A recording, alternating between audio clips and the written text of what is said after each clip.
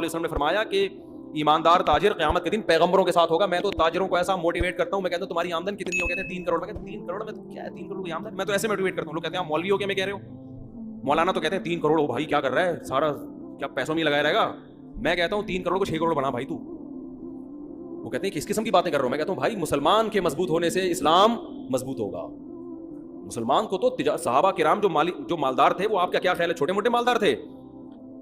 جامعۃ الرشید نے ایک تحقیق کی ہے کہ صحابہ میں جو مالدار تھے ان کے اثاثے کتنے تھے, 5 ارب روپے اس زمانے کے حساب سے. ان کے پاس جو چاندیاں تھیں نا جن کی مالیت 5 ارب روپے کی بنتی ہے. حضرت عثمان جو 500 گھوڑے اللہ کی راہ میں دے رہے ہیں, گھوڑا لینڈ کروزر تھا اس زمانے میں, اس کا مطلب 500 گھوڑے تو اللہ کی راہ میں دیے, باقی تجارت تو ان کی چل رہی تھی ویسے ہی. اتنے مالدار لوگ, اس کا اسلام کو فائدہ ہوا کہ نہیں ہوا؟ تو اسلام تو تجارت سکھاتا ہے, اس لیے کہ تجارت میں پیسہ بہت ہے. اللہ نے پیسے کو اپنا فضل کہا ہے کہ جمعے کی نماز جب ہو جائے تو وابتغوا من فضل اللہ, پھر اللہ کے فضل کو تلاش کرو. جاؤ سمندر کو مسخر کیا لتبتغوا من فضلہ, تاکہ تم اللہ کے فضل کو تلاش کرو. سمندر میں روزی تلاش کرو, کنٹینر آئے تمہارے, ایکسپورٹ ہو امپورٹ ہو.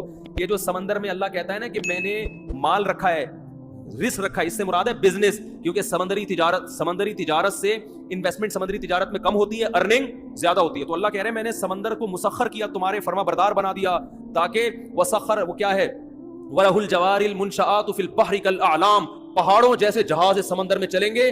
کیوں؟ رزق تلاش کرنے کے لیے. تو یہ رزق کیسے تلاش ہو رہا ہے؟ کنٹینر میں مال جائے گا بھی اور کنٹینر میں مال آئے گا بھی. تمہارے کنٹینروں نے, یہ تو سمندر اللہ نے ہمارے لیے بنایا ہے, اور آپ یہاں گولے گھنٹے کی دکان کھول کے بیٹھے ہوئے ہو کہ جب گولے گھنٹے سے میرا گزارا ہو رہا ہے تو مجھے کنٹینر کی کیا ضرورت ہے؟ دیکھو